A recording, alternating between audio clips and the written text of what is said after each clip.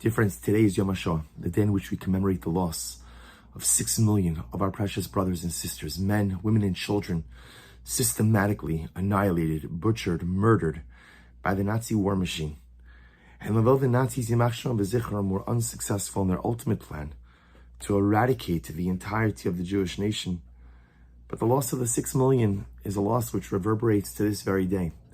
For those of us who come from survivor families, the images, the notion of not having extended family, grandparents who walked around clearly holding in pain, holding in secrets, all the meanwhile trying to reestablish families, future generations, trying to fan the flames, fan the sparks that were left over in the aftermath, the devastation of the Holocaust into a raging fire, the Yiddishkeit that we know, that we see today.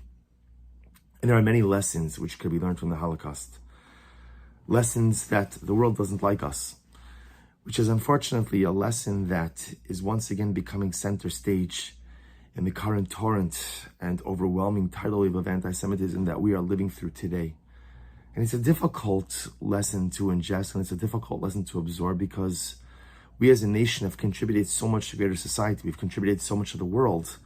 There's not really much more we can do to be appreciated by the greater world, but for whatever the reason, as Chazal tell us, Klalu, it's a general principle, Esav Sone es Yaakov, that Esav despises Yaakov. Anti-Semitism is irrational. Anti-Semitism doesn't make sense. Anti-Semitism defies rhyme or reason. But it's a fact. It's a reality. And it's something with which we have to live. And that reality has to shape the way we live, the decisions we make, where we choose to engage, where we choose not to engage. Where do we put the bulk of our efforts and our resources? But that's not for today. Today is about remembering the 6 million. So what is it that we do? On the most basic level, to say an additional kapitel of Tehillim, to learn a little extra Torah. Not that their neshamas need an aliyah. The neshamas of the 6 million Kedoshim don't need us. They died al Kiddush Hashem. They were murdered for one reason, and one reason only, because they were part of the holiest nation on the face of the earth. People who are killed al Kiddush Hashem ascend to the highest levels of the celestial sphere. They don't need a Tara. They don't even need our tefillos. But yet we offer them anyway. But I want to share with you something that I've always found incredibly inspirational and uplifting. There's a set of svarim called Shailas Atshuvas Mima'amakim, in English, Responsa from the Depth. A set of responsa authored by an incredible tzaddik, Rav Ephraim Oshri, Zecher Tzaddik Livracha. Rav Oshri was the Rav of the Kovna ghetto. And in this capacity, he assumed this role after Rav Elchanan Wasserman Hashem Yikom Damam was murdered by the Lithuanians at the 9th Fort. And in this capacity, he answered a range of shilas. And of course, it's amazing and overwhelming to think that Jews were asking questions of halacha in the midst of this Gehenna, in the midst of everything that was going on. And Rav Oshri realized the enormity of the fact that Jews were still concerned with their Judaic practice, even with everything going on. And after the war, he went back. He wrote down the questions and answers shorthand, but after the war, he went back and wanted to put in footnotes and annotations and citations and compiled it into a set of svarim called Shalos Utshuvas Mima'amakim. 6 volumes altogether.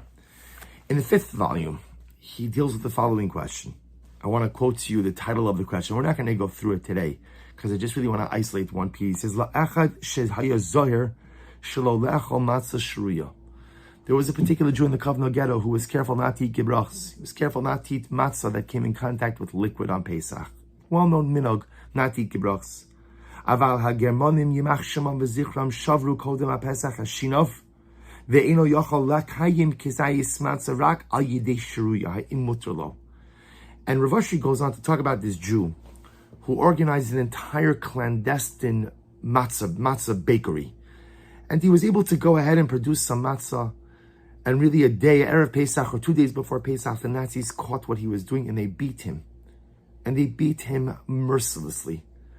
And they shattered his teeth with the butt of their rifle. So this precious Yid comes to Rav Oshri and he asks, says, Rebbe, he says, my minhag is you don't eat gebrachs, but I have no teeth. I have no teeth. Am I allowed to soak the matzah so I could go ahead and consume the matzah? I violate, so to speak, our family minhag, our family practice, in order to be able to perform this mitzvah that I was willing to risk my life for? And Rav Ashi goes through the question, he answers the question. The bottom line answer was yes. But I want to share with you a paragraph that Rav Ashi has in here, which I thought was so dramatic. And he writes, he speaks about the systemic starvation in the ghetto, and about how the Germans did whatever they could to keep the population hungry. The Nazis, Yimach Shalom B'Zichron, fed the Jews just enough to keep them alive. But to make sure that the hunger pains were always acute every moment of every single day. And he writes over here, he writes as follows, he says, V'afal pikein, even though the Germans starved us, lo herbesa machshava al dvar mitzvahs Pesach es kilui ghetto. As Pesach approached, the precious Yidden, the precious Jews of the ghetto could not stop thinking about the mitzvah of matzah. Ki yadu shahagermanim birish asam ha'aza rotzim lahachnis belev haYehudim ruach shal yeyosh v'dikaon kedei lahakil ayedei kach esra zimamam shezamamu lasos. The Jews understood that the Nazis had one objective, and one objective only, and that is to cause yeyosh, to cause hopelessness within the ranks of the Jewish people, demoralize a person, and they no longer put up a fight, make a person feel subhuman, and they lose their very will to live. You don't have to kill them, because they'll simply give up on the will to live. And the Jews of the Kovno ghetto understood this. And he understood that the Nazis actually v'zichram, why else do you feed a person just enough to keep them alive, but yet never enough to allow the hunger pangs to abate? And it's only because you want to break their will. You want to break their spirit. And he goes on and he says, V'dafka mishum zeh, the Jews understood what was happening over here. Hishtadel kol echad ve'echad lishmar al oz rucho v'koach nafsho. The Jews of the Kovno ghetto did everything they could to keep their spirits up. B'chdei lo lihilachid bereshes hayeush v'adishus, so as not to fall into the pit, into the abyss of hopelessness. Uletapeach es hatikva liyeshua v'atzala, and to constantly fan the fire of salvation, the hope, the optimism that one day things will turn around. That one day freedom will come. And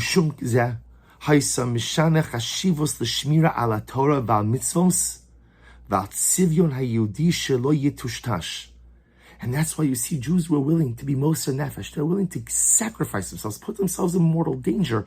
You know, there's no halacha that says that you are obligated to place yourself in mortal danger to eat matzah on Pesach. There is no such obligation. But yet these Jews understood that this was what was keeping them alive. To be moser nefesh for matzah, to smuggle in a couple of kilo of flour, to create a clandestine matzah bakery. It wasn't just about matzah. It was fanning the flame of the Jewish spirit. It was about keeping alive a sense of hope, a sense of optimism. Ki kilui hageto ha'umlalim ra'u bazeh mishum hisnagdus legermanim. This was spiritual rebellion. This was spiritual revolt. This was our rebellion. This was the way we fought back against an enemy who outmanned us, who outgunned us. We couldn't fight back physically, or at least they felt they couldn't fight back physically. But there was a spiritual revolt, a spiritual rebellion. Hisnagdus legermanim ha'aron yemach shemam v'zichram. Shegamru omru lahavi chasham kalila al beis Yisrael lahachido mitach Hashem Hashem. This was the way we rebelled against the Nazis. Spiritual rebellion, spiritual strength. We won't give up. We won't give in. And Rav Ashri goes on and he explains, he talks about this precious Jew who was caught smuggling in flour, this individual who Rav Ashri vested with the responsibility of taking care of the matzah baking for the Kovno ghetto. And after the man was beaten to a pulp, beaten to within inches of his life, he comes to Rav Ashri.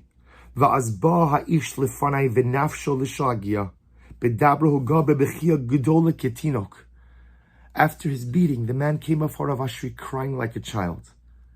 Dear friends, you would think he comes before Rav Ashi crying like a child, maybe because he's so wounded, he's so hurt.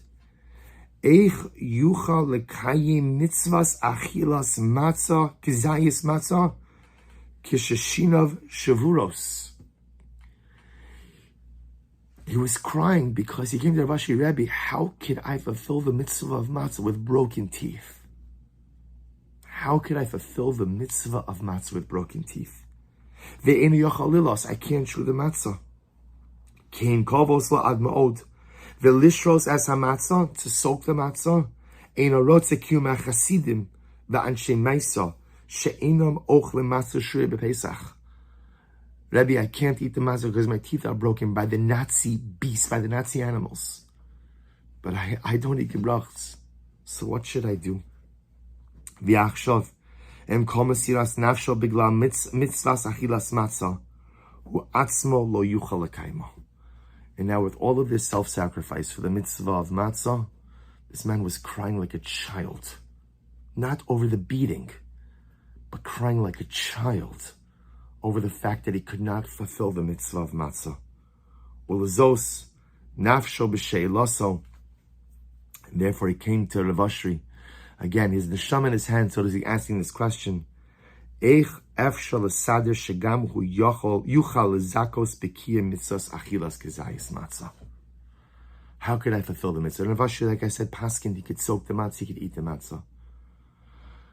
But dear friends, it's not about the question. Or I should say, it's not about the answer.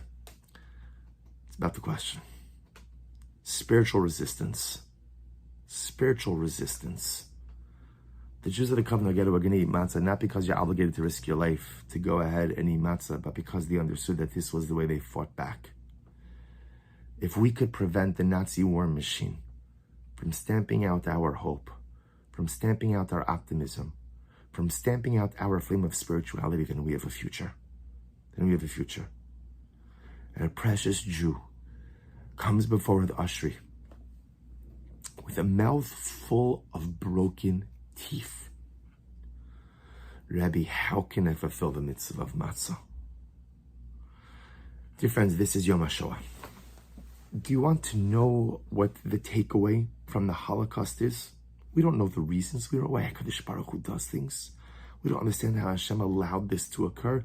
And it's not our purview. It's not our business to understand. We're not entitled necessarily to this level of complexity of divine machinations. And we're not going to understand it. There is no answer. There is no answer that can make a calamity of these proportions make any kind of sense. So what do we do with it? And it can't be just, okay, the world hates us. We know the world hates us.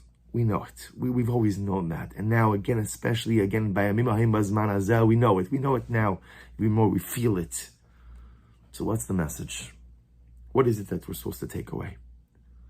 So number one, when we see the Mesiras Nefesh that our ancestors had for Yiddishkeit, the risk and the self-sacrifice that they were willing to put in, then what demand do we make of ourselves? You know, the Yid, the precious Jew in this Shaila, his name isn't given. But just know that there was a Jew who was willing to risk his life for matzah. And then when beaten within inches of his life, was not concerned about his injuries, but was concerned about the mitzvah. And Chevra, how much we have to push ourselves. What's our Mesiras Nefesh for Yiddishkeit? What's our self-sacrifice? What are we willing to do? What are we willing to give up? What are we willing to sacrifice for our connection to Am Yisrael, to Eretz Yisrael, to Torah Yisrael, to the Ribono Shel Olam? That's number one. Number two is a point of reflection. Our power to never lose hope, and our power to never lose a sense of optimism, and our power to always keep our spark alive. This is the power of Klal Yisrael. We are living now in difficult times as well. And people have likened the events of October 7th to the Holocaust. I myself personally always stay away from comparisons. You can't compare pain to pain. You can't compare atrocity to atrocity. You don't have to. You don't have to. The Holocaust is the Holocaust, and October 7th is October 7th. They are like each other, not like each other. It doesn't matter. The same way that we don't compare the Holocaust to the destruction of the Beis HaMikdash, or this. There are different tragedies, and each of them are tragic, and each of them are overwhelming, and each of them are more than we could comprehend and more than the heart could bear in their own right. They don't have to be equal or dissimilar. But Yom HaShoah should gird us with a sense of optimism and hope. We have been through so much. We have been through so much. And with all of that, nothing extinguishes our spark. And nothing diminishes the intensity of our resolve. Nothing. The Nazis, Yimach Shalom V'Zichram, couldn't do it. The Crusaders couldn't do it. The Greeks couldn't do it. The Babylonians couldn't do it. The Inquisitors couldn't do it. No one could do it. And Hamas can't do it either. And it doesn't make a difference how many colleges line up with Hamas or how many countries line up with... It doesn't... At the end of the day, it hurts. But it doesn't matter. Because we've lived through it all. We have survived it all. And we have come out thriving through it all. No one is like us. Mi ka'amcha Yisrael. You know, we say Mi ka'amcha Yisrael, who is like the Jewish people? We ask it like a question, like an interrogative. It's a statement. Mi ka'amcha Yisrael. No one is like us. No one is like us. Because we hail from people who eat matzah with broken teeth. We hail from people who continue to serve HaKadosh Baruch Hu with a broken heart. And Baruch Hashem, we hail from the same soldiers today, or we are related to the same soldiers today who are fighting evil to uphold the dignity and the honor of Am Yisrael.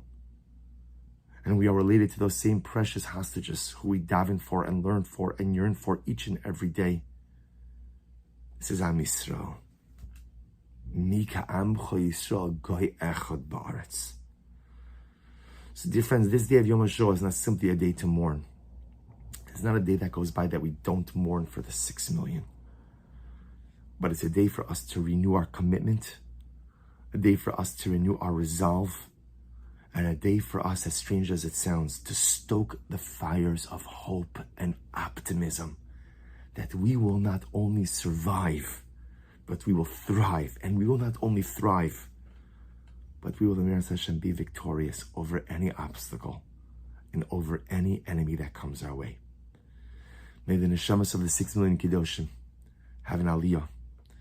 May they find menucha tachas kanfei hashchina. May they ascend to the holy levels of Shamayim and know only the greatest bliss of being in the constant presence of the Ribbon Shalom. But most of all, may we be zoch as a people to Mir Hashem, see the great day of Geula, when we could all be reunited, when our hostages will come home, when our soldiers will be successful b'chol ma'aseh yadehem, and when Am Yisrael will once again be whole, intact, and complete. And may we be zocheh Mir Hashem to see that day. B'mihira b'yameinu. Amen.